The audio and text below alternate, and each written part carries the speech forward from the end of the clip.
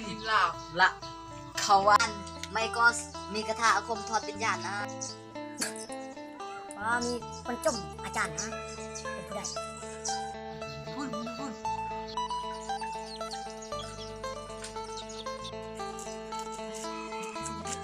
ันตั้งสมาธิผู้ใดมาผู้ใดมาที่เข้ามาอาจารย์ทองทายังโบแล้วโยมทั้งสองมาเรื่องกินข้าวอาจารย์ทอดพอได้กินข้าวอาจารย์ถอดวิญญาณออกได้จริงหรือบ่อาจารย์จริงถ้าผู้ใดเอาเงินมากองอยู่หน้าผู้ใดเอาเงินมากองอยู่หน้าอาจารย์สามารถทอดให้บุญได้ก็เทอาจารย์ว่าเอาเงินไปทองที่อาจารย์ต้องการ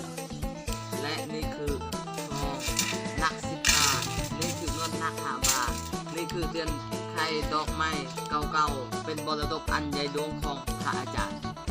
ศักดิ์สมบัติของคอยมีแต่ซ้ำนี้และคอยเอาเมิดมาบอกให้กับพระอาจารย์ความคิดดีไม่น่ามีคนมาซื้อทอดอาจารย์ไม่น่ามาไหนอาจารย์โอเคมีแต่โยมสุดจะมีสิ่งความอยาก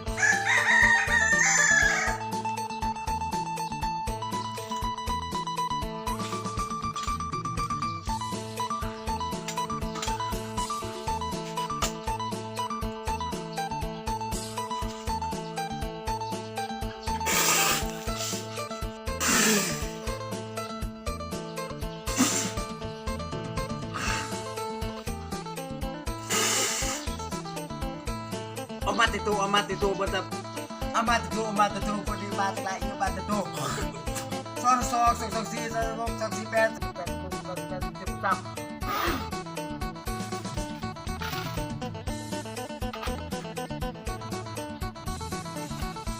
ตั้งใจเบิ่งดีๆเด้อ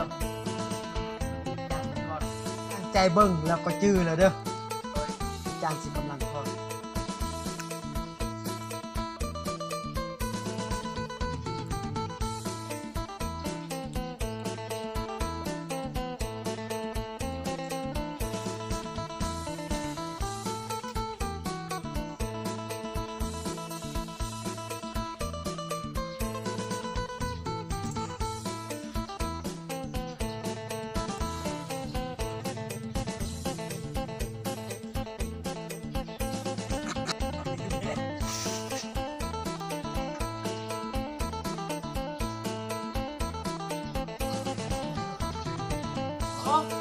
ตามตรงโมกูเห็นไหมอะไรตรงโมกูก็ต้องพี่หรือว่าเป็นวิญญาณของอาจารย์แค่ดีจริงต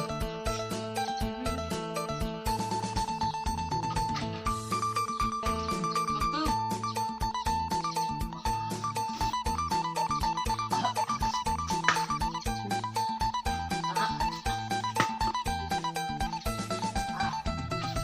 บ้าเลยต้องแทงเห็ดมันเลยไม่ตัวพ่อหายใจก็ออก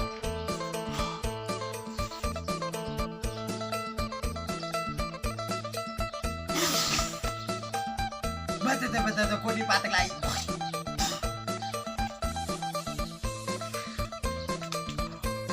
ได้อาจารย์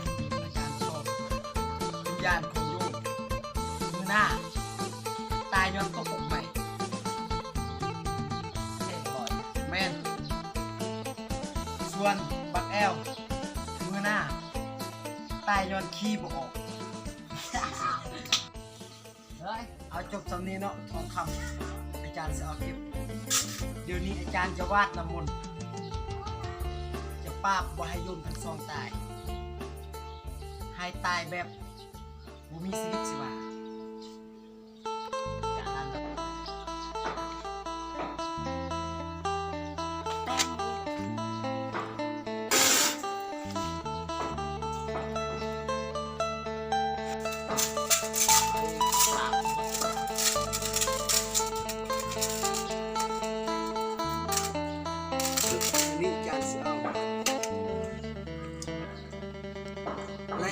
คนที่สืบทอดอาจารย์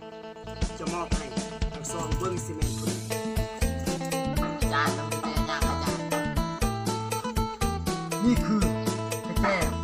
เปิดคุมสวรรค์อันนี้กระแจเปิดนรก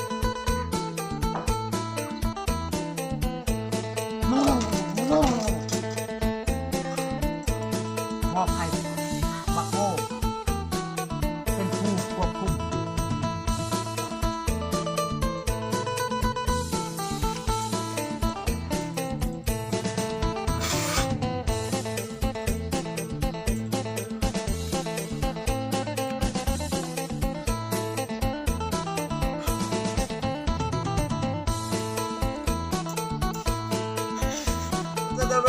เพียงมึงก็ต้องอาบน้ำ7 มื้อมึงต้องกินข้าว5 วัน ตายแล้วพ่ออาจารย์ การเป็นอาจารย์น่ะมันต้องอดทนใจมันตั้งสมาธิตลอด24 ชั่วโมงมึงกินข้าว5 มื้อจึงจะได้เข้าเป็นอาจารย์อย่างแท้จริงสำนี้แหละโยมทั้งสองลาอาจารย์จะไปขายทองก่อน